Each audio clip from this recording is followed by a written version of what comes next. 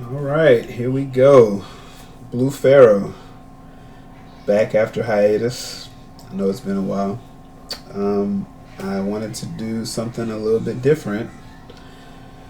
So, here I am, doing something a little bit different.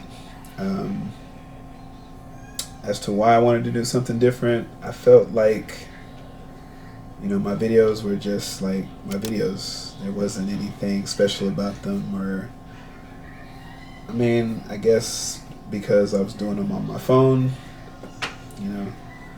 But when I would compare them to other people's videos, I just, I don't know. I didn't really feel great about them. So I've made some upgrades. Hopefully, these will improve my videos. But that's not why you're here. In today's video, I want to get my thoughts on two specific things that are going on in the gaming sphere right now. They both happen to deal with Nintendo. A little bit about me and his Nintendo's history. Got my first Nintendo. I think I was like 6 years old. I didn't get a Super Nintendo, but I've had every console since then. So I had a 64, chose 64 over PlayStation. Had a GameCube, had a Wii U. Still have my Wii U, and of course I have the Switch. So when I say these things, I don't want you to think that I'm some kind of Nintendo hater. Actually, it's quite the opposite. My affinity for Nintendo is pretty high. Anybody who knows me personally would probably attest to this. So recently, Nintendo said that they would be adding a different price tier to their online service. And they said details will come at a later date. So that later date came, and they said that the new tier with the Nintendo 64 games and the Sega Genesis games would be $50 a year. So I just want to get my thoughts on that briefly, or not briefly, however long it takes. For one, when you're at $50, you're really starting to encroach upon the price threshold for what Sony and Microsoft are charging for theirs. And with that, I think customers are going to expect something more in line with what the other two are offering. Now, me personally, I know that this is not mandatory. It's optional. So I don't know that I'm going to dive in when the service goes live later this month. And here's why. Of the games that they announced, I've played several of them, and there's nothing that says I have to have it. Okay? But I'm going to name a couple games right now that if they do add with the online expansion, I would seriously look into it. Of course, both of the Pokemon Stadium always have a place in my heart. The battles that went down in college, I will forever remember those. Pokemon Puzzle League, especially if they added online for the 2-player. Me and one of my college buddies, like they had a 3D. It was like a 3D mode on the game, and our battles would last for hours. Like, because he was really good, and I thought I was pretty good too, and we just go back and forth, and yeah, it was good times. Good times. I know Perfect Dark is available on Xbox right now, but I don't really know what the player base is like. It's been out on Xbox for a while.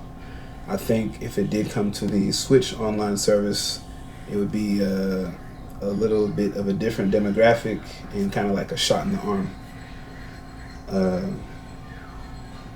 So those four. Smash on the original 64 could be interesting if they added online multiplayer, but I guess that's like a B tier. So you have the A tier, those 3 games: Stadium 1, Pokemon Stadium 1, Pokemon Stadium 2, and of course Pokemon Puzzle League.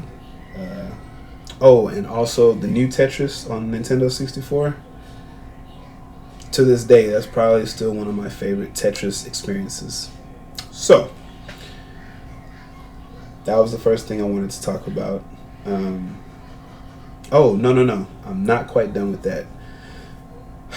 Part of that $50 is Animal Crossing DLC. And this is where I felt Nintendo went completely left with this, right? Because you have DLC baked in to the price of your online service. And so immediately, my question is, what about the people who don't have Animal Crossing New Horizons? I think that's what it's called. I know that that's their number 1 selling game on the Nintendo Switch, but raise your hand if you have no interest in that game whatsoever. Okay? So now you have DLC for your online service, and it's baked into the price. Like that just doesn't make sense to me. It should be to where I can buy the DLC for Animal Crossing if I want separately, and then if I want to get the expansion for the Switch Online, I should be able to get that too. And I don't really think they should worry about if individually these things cost more than the price that they're bundling it for. Because people are going to buy what they want, regardless. And we see this all the time. So, and then that just begs questions like, let's say I get the subscription, but then I don't renew. Do I lose access to the Animal Crossing DLC? Excuse me. So like these are questions that will now exist that I don't feel are necessary.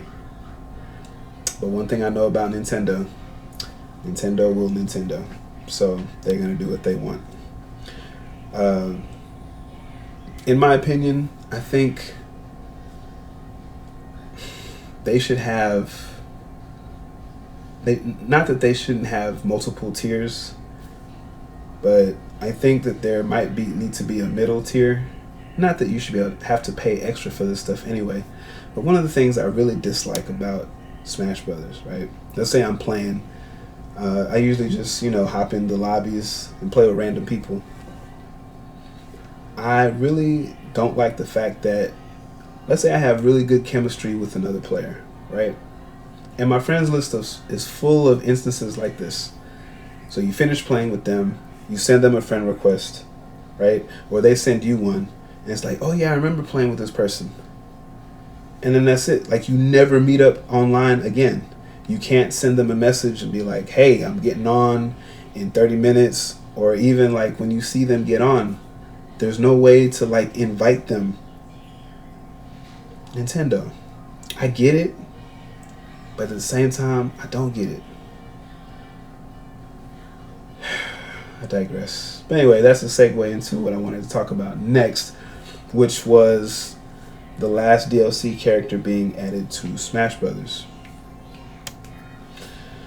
So, the last character was Sora from Kingdom Hearts, which means that Square Enix has 4 of the DLC characters in Smash Brothers, which is kind of crazy, but not totally unexpected.